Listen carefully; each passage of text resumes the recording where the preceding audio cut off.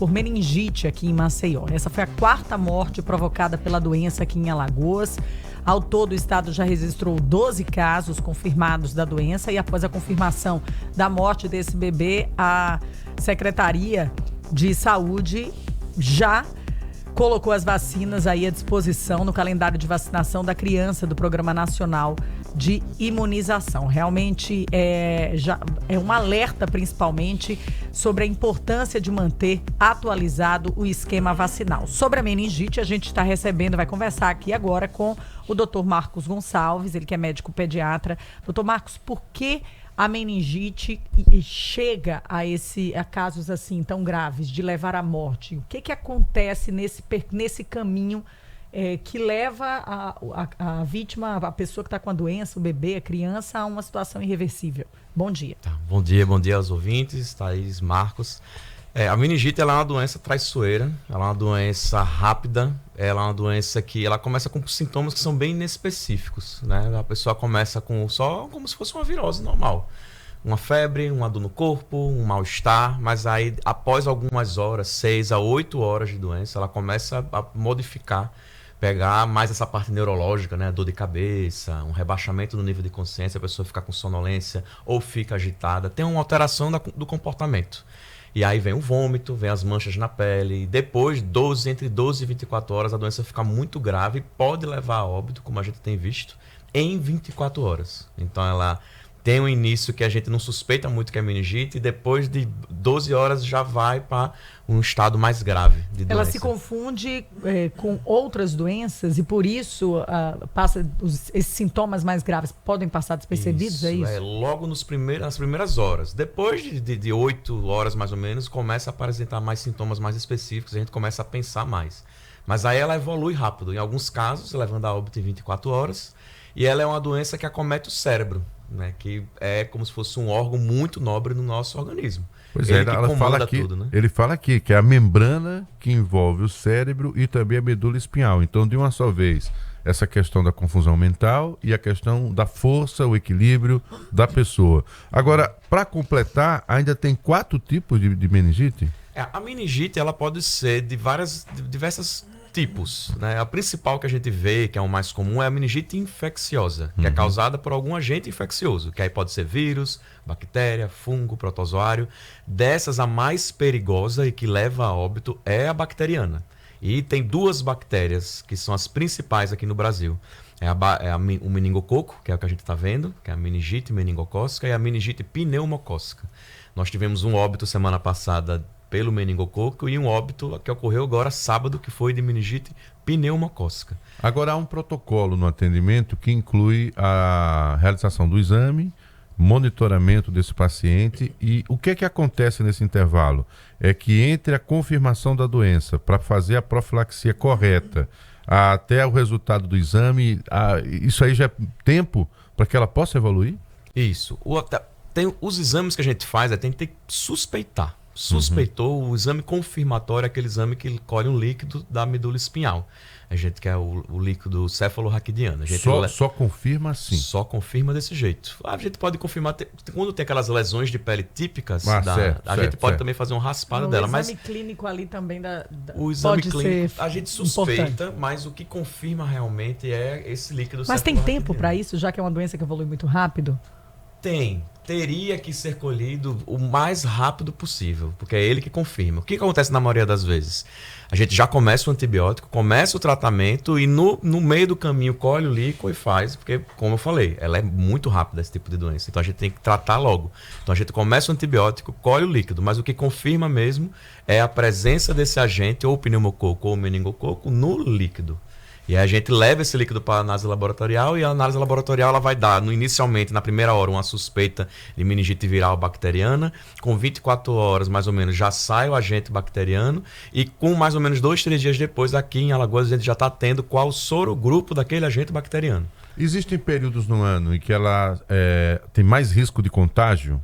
Eu pergunto isso porque quando se falece alguém de meningite, se faz uma investigação social sobre o alcance da contaminação. Por que isso é necessário? Primeiro é a época que é mais frequente. A gente vê realmente acontecer mais nesse período de chuva, onde as pessoas estão mais próximas umas das outras, o pessoal não está se espalhando muito, há mais aglomeração. E aí a bactéria que está na orofaringe, que é na garganta, no nariz, consegue ser transmitida de pessoa para pessoa. E aí você fez outra pergunta interessante também. Quando que a gente tem que fazer a profilaxia? Quando é meningite meningocócica, eu tenho que procurar todos os contactantes íntimos daquele caso índice para poder fazer antibiótico, porque se aquela pessoa pegou a meningite meningocócica, pessoas ao redor dela, do convívio dela, tem a bactéria na nasofaringe vivendo ali. Então a gente tem que dar antibiótico para aquela pessoa para eliminar aquela bactéria que está na nasofaringe. A gente convive com ela, em algum momento ela descontrola e provoca isso, é assim mesmo? É desse jeito. Nós temos os principais portadores assintomáticos do meningococo são os adolescentes. Por isso que a gente tem uma dose de reforço de vacina meningocócica na adolescência.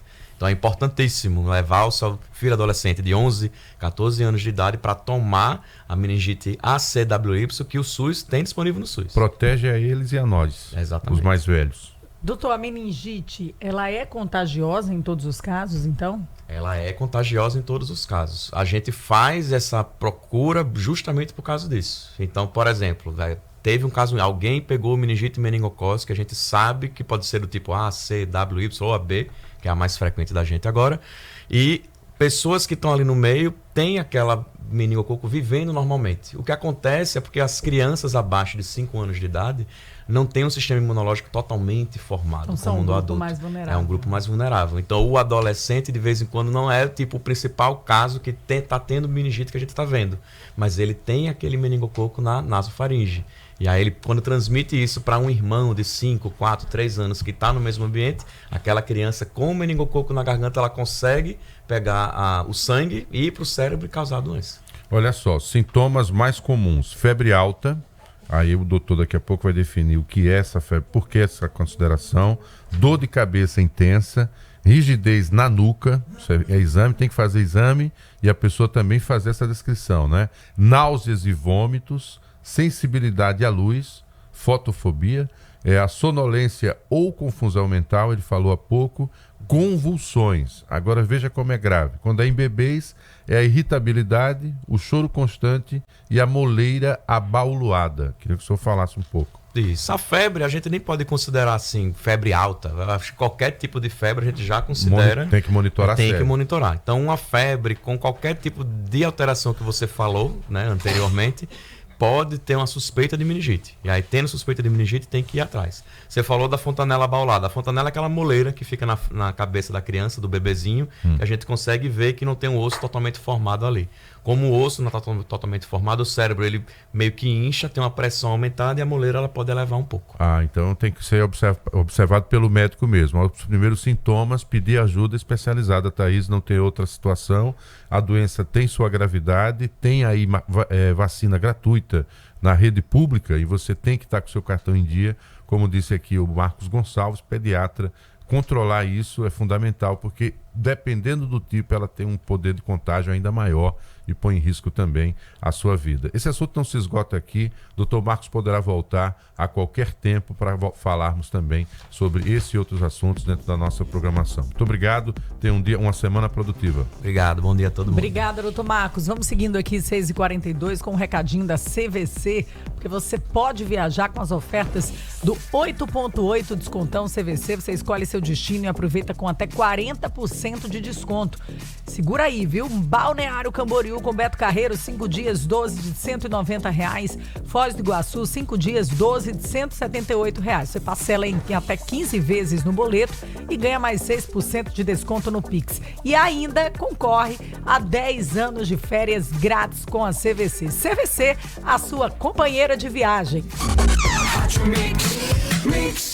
E atenção, hein, para você que está acompanhando aqui a nossa programação, os direitos do consumidor relacionados ao fornecimento aí de energia elétrica que você precisa saber, e o último, tá certo, vai acabar te surpreendendo. Primeiro direito, receber informações claras